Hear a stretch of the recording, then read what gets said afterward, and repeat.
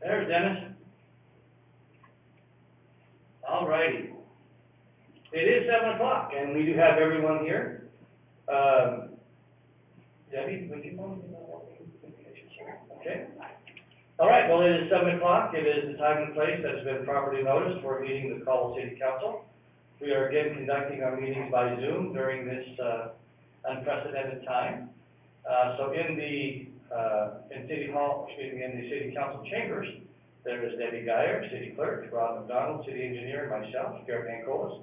And then on the Zoom call, we have a quorum of council members. We'll call the roll there soon. But we'll begin this evening with an invocation offered by Debbie Geyer, City Clerk. And then if you'll rise for that and then remain standing for the Pledge of Allegiance. Debbie? Lord, we thank you for the opportunity we have to come together tonight and do the business of this wonderful city of Caldwell. We thank you, Lord, that you put leaders in place that listen for guidance. And we pray, Lord, that you would just give that tonight. Let everything that's done and said be a blessing to this community and to you. And I name we ask it. Amen. Amen. Oh. I pledge allegiance to the flag of the United States of America and to the republic for which it stands, one nation under God, indivisible, with liberty and justice for all. Thank you. All right. Would the clerk call the roll, please? Pollard? Here. McGee? Here. Allgood? Here. Wagner? Here. Hopper? Here. Colson?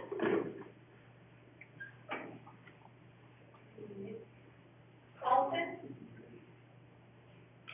Dennis, I think you need to unmute yourself. I think we've got you unmuted on this end, but we need to have you unmute yourself.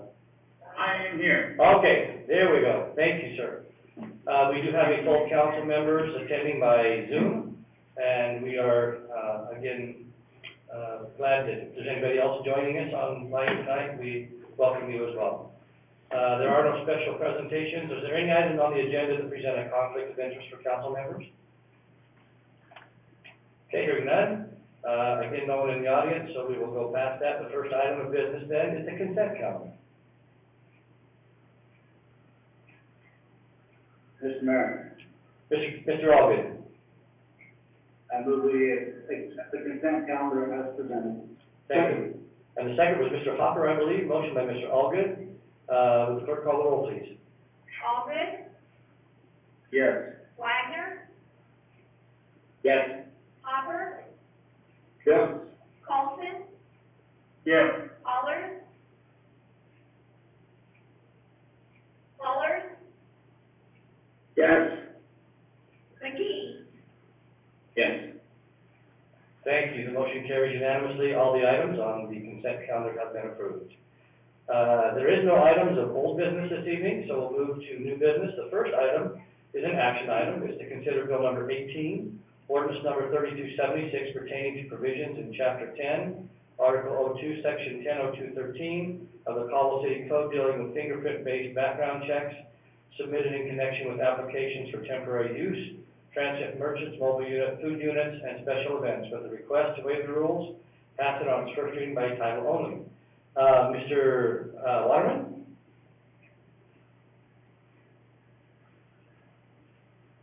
Good evening, Mayor and Council. So, as you will recall, we did a sort of overhaul of peddlers and door-to-door salesman licensing, and part of that involved a new background check requirement. That background check ordinance that we passed previously has to be run up through ISB and the FBI to get the stamps of approval on the ordinance we have in terms of requiring background checks. It's taken them a while to do that, partially assumed, I believe, to be due to COVID issues. And so in the interim, rather than just having the city clerk waive the requirement in contravention with city code, Aaron in our office here helped Clerk Geyer work up an ordinance that would be a non-codified sort of freestanding ordinance that would allow for provisional licenses to be obtained without going through the full background check process, until we hear back on the regular code. It would allow people to apply for and get the licenses they need, and then once we finally hear back from my ISP, those provisional, licenses expire, they have to come in full background check. So that's the background on that, and I'm happy to answer any questions. Thank you, Mr. Waterman. Any questions from council? We had this discussion, I know, it's been quite a while ago. But this is the action moving that discussion forward we had. This has been brought forward by the city clerk and I think also the police department. And planning and zoning, to add this condition. So, are there any questions from council regarding this action? Mr. Mayor, Mr. Hopper? do we have evidence, are we the ones that submit the background checks and the fingerprints, or does the applicant do that? Madam Guyer can answer that question. Seeing how she answers, or excuse me, she handles all those licenses, well, that's Madam Clerk. Well, actually, Mayor and Councilman Hopper, the applicants cannot submit their own fingerprints. They come to us and gather a card that has the coding on it that is required by the ISP. They give the fingerprints that are needed, and then we submit them to the FBI. So you know that there's been a submission before you, provisionally, grant them, that's just what I was checking on. I wouldn't want to provisionally grant them a license and then not have anything submitted to the FBI, so that's good. No, yeah, we will submit first, and then we're just waiting basically until we get the final approval through the fingerprinting process. If everything should be fine, it just takes a while because I think of the COVID is probably the slowing down process. No worries. All right, thank you, Mr. Hopper. Any other questions for myself, Mrs. Guyer, or Mr. Waterman? Mr. Mayor, Jim Wagner here. Yes, sir, go ahead. Yeah, so I have a couple of questions. Actually, perfect time for me. I had a citizen reach out to me a couple weeks ago and had questions about, they have a temporary use and they were just kind of caught off guard by the requirements of background checks. We had a lot of questions, which I think got answered. One question I had is, can they get moving and open up while they wait for that? It sounds like that's what this is allowing them to do, which is great.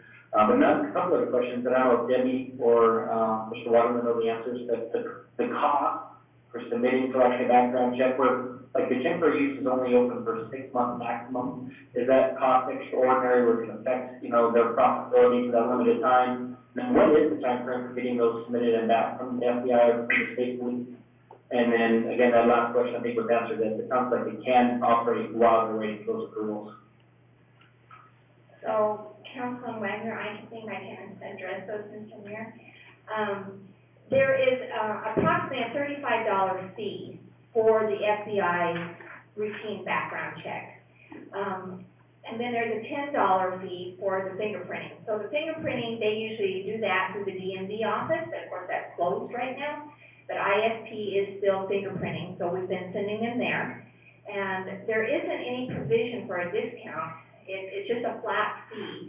And in our regards to having the background check, and I think Councilman Allgood will remember this, that they are actually good for a 2-year length of time for those background checks. It's not a yearly. It's every other year as long as they renew the license before it expires.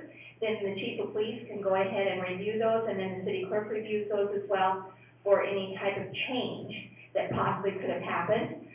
But otherwise, they're good to stand for that 2-year period. This mobile food unit, which this is really addressing, they can operate under that as long as they operate under the provisions that are allowed right now through Southwest District Health and the governor's order for curbside, or if they want to do call-in orders, either one of those. And some of the mobile food units have adapted to that, and they are in operation. Some of them couldn't, and so they have decided just to cease operation at this point. But some of them have come back to planning and zoning and said, here's our plan, and we can roll forward, and permission was granted. Maybe some follow-up questions, Mr. Mayor? Go ahead, Mr. Wagner.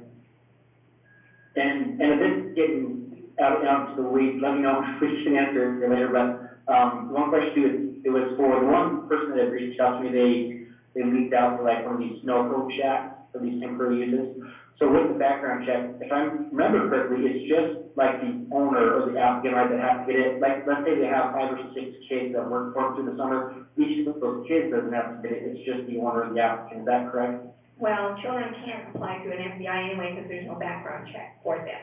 So it is the owner, and that's who we are doing the background check on, is the owner. If they have children assisting in their own children or whatnot, there isn't any way of checking on that through an FBI background. They have to be 18 or older.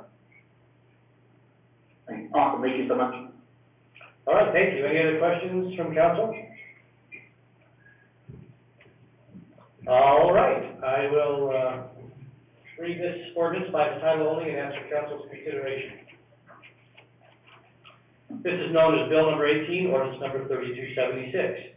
An ordinance enacted by the Caldwell City Council pertaining to the requirements set forth in Chapter 10, Article 2, Section 100213 of the Caldwell City Code, that one or more national fingerprint-based background checks be submitted in connection with applications for licenses for temporary use merchants, transient merchants, and mobile food units, and special events, providing an effective date, providing for severability, and repealing all ordinances, resolutions, orders, and parts thereof in conflict herewith.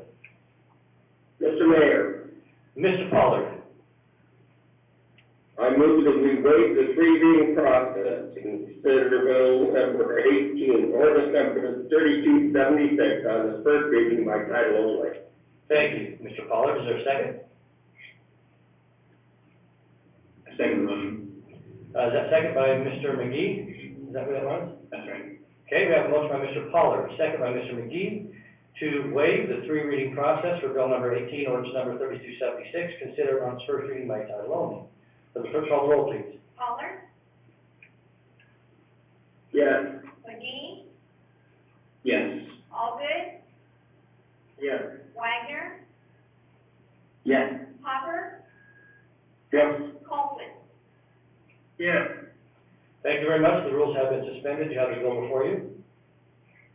Mr. Mayor, Mr. Pollard.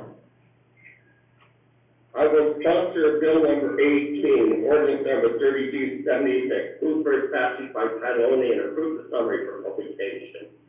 Thank you. Is there a second? Second. Thank you. I have a motion by Mr. Pollard, second by Mr. Allgood, to sponsor bill number 18, ordinance number 3276, move for its passage on its first reading by title only and to approve the summary for publication. Will the clerk call the roll, please? Pollard, Yes. McGee, Yes. Allgood, Yes. Wagner, Yes. Hopper, Yes. Colson. Yes. Thank you very much. The motion is approved unanimously. Bill number 18, ordinance number 3276, has been passed on its first reading by title only and the summary approved for publication. All right, the next two items have been requested to be moved to the June 15th meeting to 2020 at 7 p.m. in these chambers. So if we could have a motion to continue both number 2 and number 3 under the new business for that continuation. Thank you. I have a motion by Mr. Carlson, a second by Mr. Allgood to continue items number 2 and 3 under the new business calendar to a time and date certain, which would be June 15th, 2020 at 7 p.m. in these council chambers. With the clerk call, excuse me, I guess we can do this by, well, let's do it by, since we're doing it by Zoom, with the clerk call the roll, please.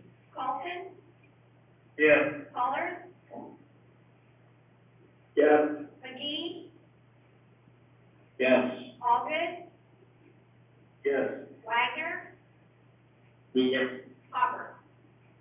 Yes. Thank you very much. Those two items have been moved unanimously by the city council. Financial report, who's going to do that tonight?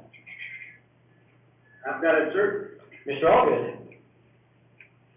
The Finance Committee has reviewed the current accounts payable in the amount of $2,140,508.94 for the period ending April 29, 2020, and a net payroll of $398,774.54, for pay period ending April 11, 2020. I move that accounts payable in the amount of $2,140,508.94, represented by check numbers 14522 through 145550, and payroll in the amount of $298,774.54, represented by check numbers 34538 through 34549, and direct deposits to accepted, and it's approved, and documents filed in the office of the city clerk. Thank you, is there a second? The second was who? Hopper? All right, we have a motion by Mr. Allgood, second by Mr. Hopper to approve the financial report as presented. Would the clerk call the roll, please?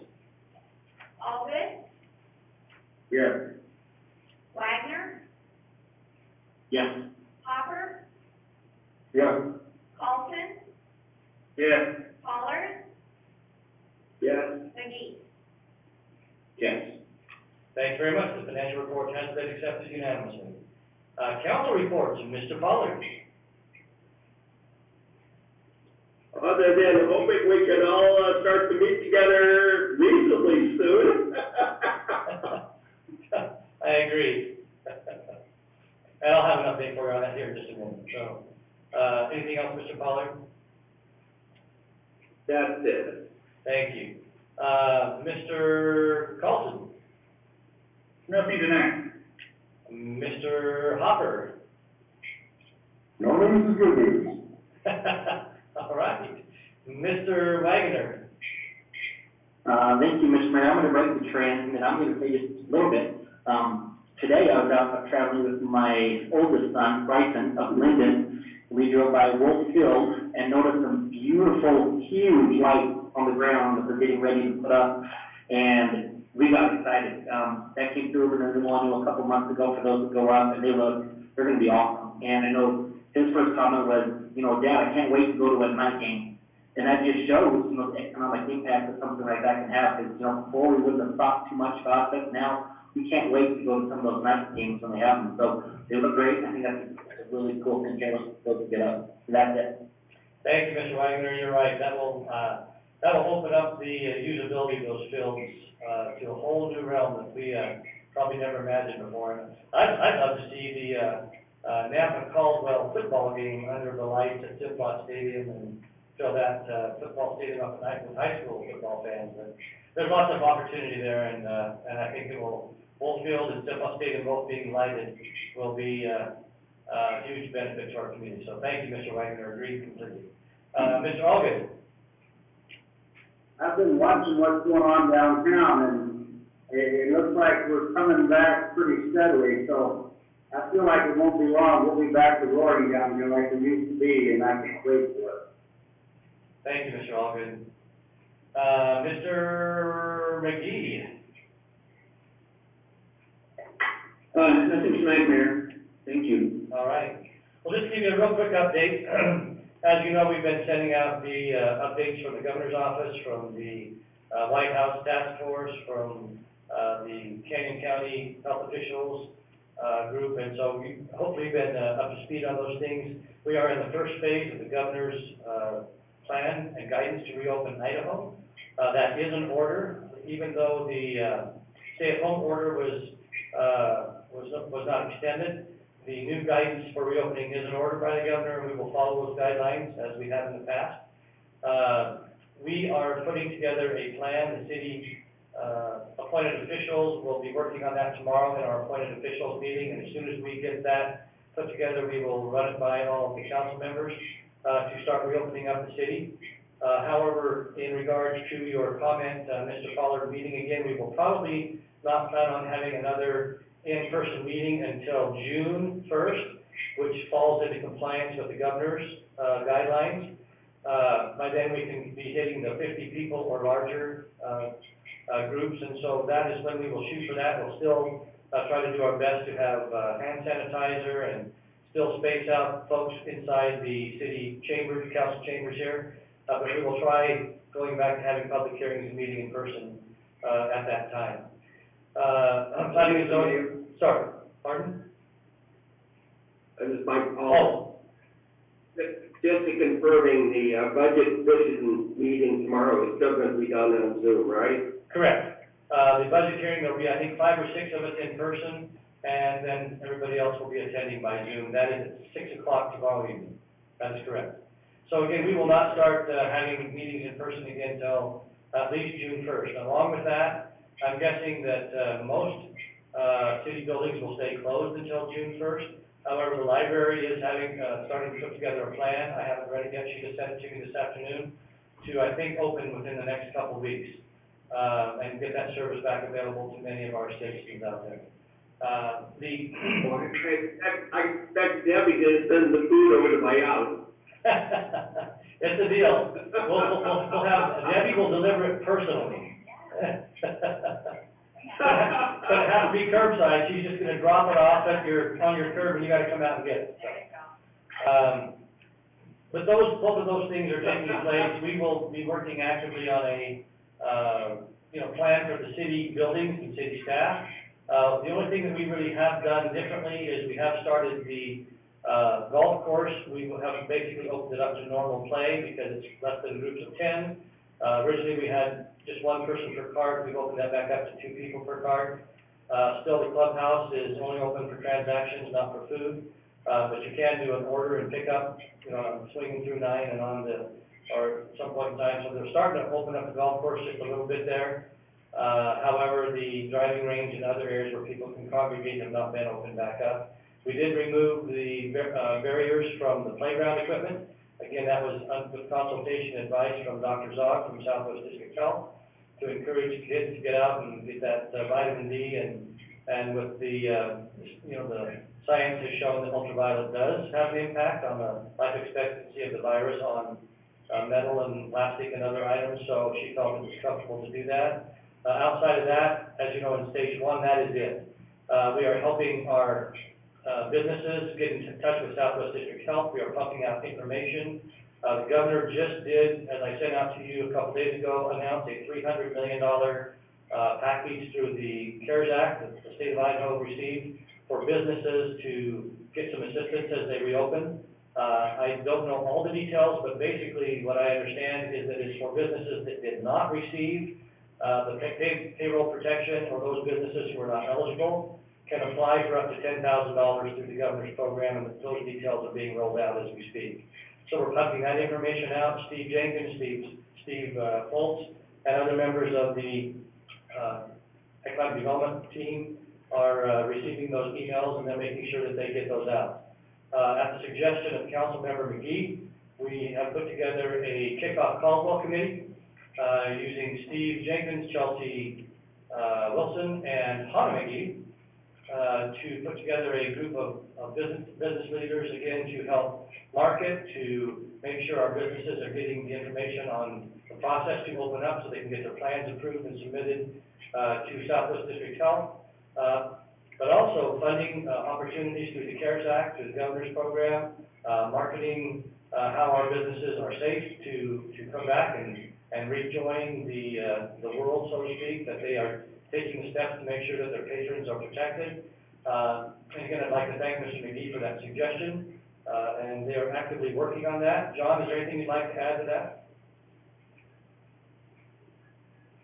No, Mayor, you summarized it perfectly. Meridian is doing a similar thing. It's just a great way for us to help local businesses get the word out about what's happening with their business, and then, as you said, educate them as to what they can and can't do, and just help them get the word out. So.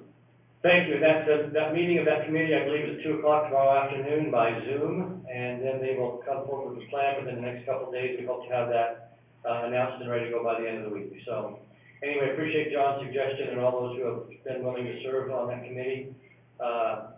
And other than that, just a couple things that I think would be good news for all of us. I have spoke to Tommy Alquist, Ball Ventures Alquist, who is, as you know, the original developer of the Real Theater downtown, the Lux Real Theater.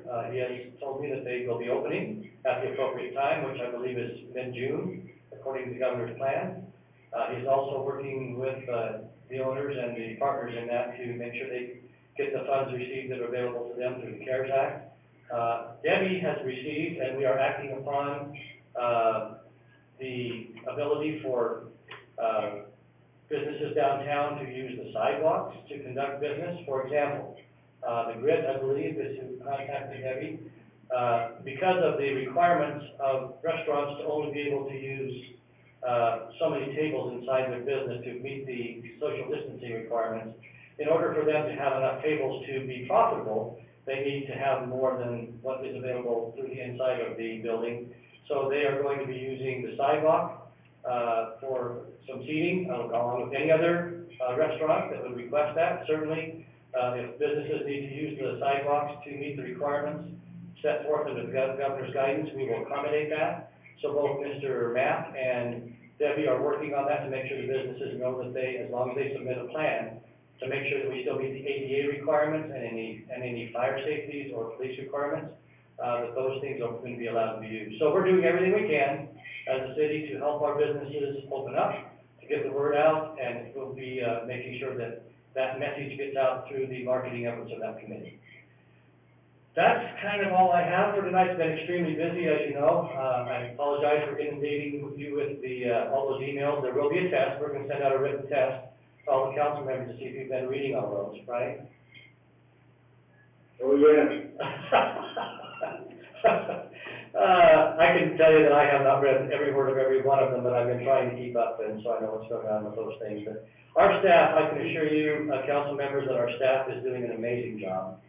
They are working well from home. Yes.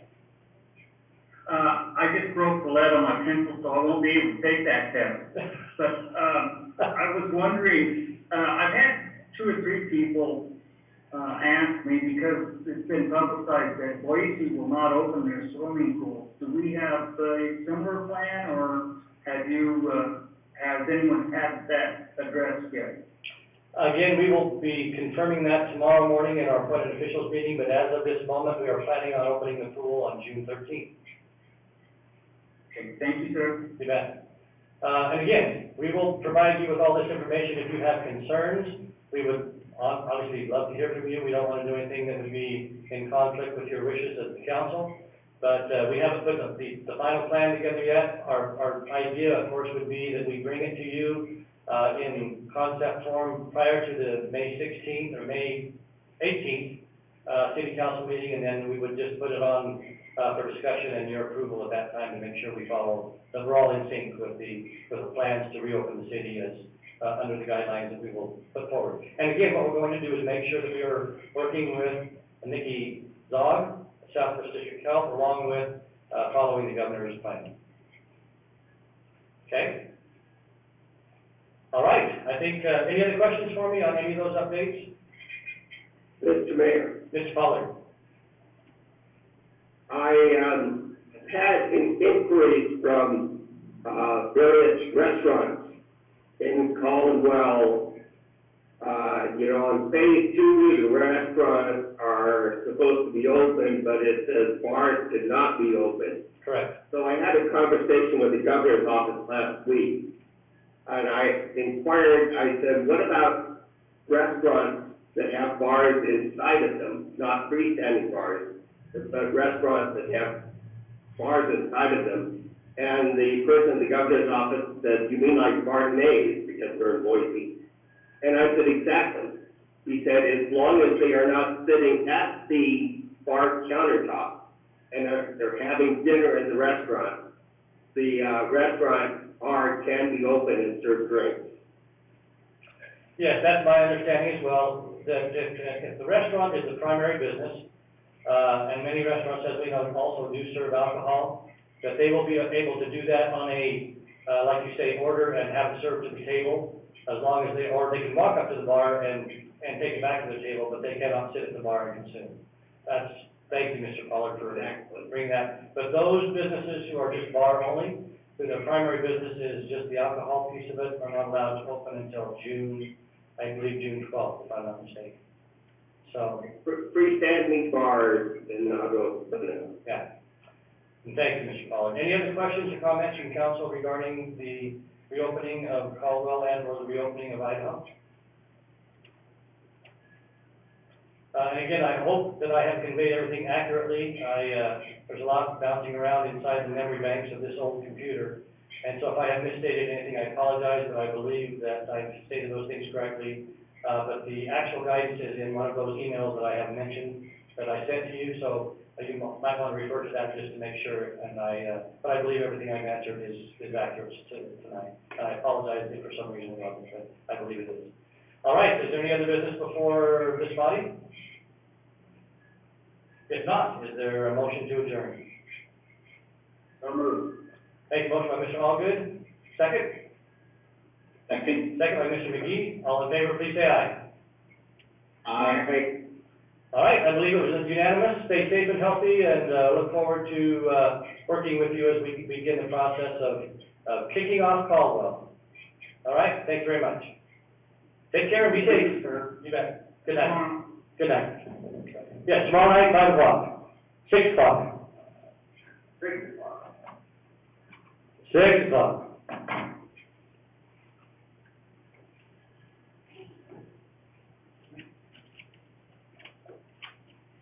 Goodbye. Goodbye. All right. So this is still playing the last, I think this is the April 6th meeting. Yeah, April 6th. I don't know why it's not playing the current meeting.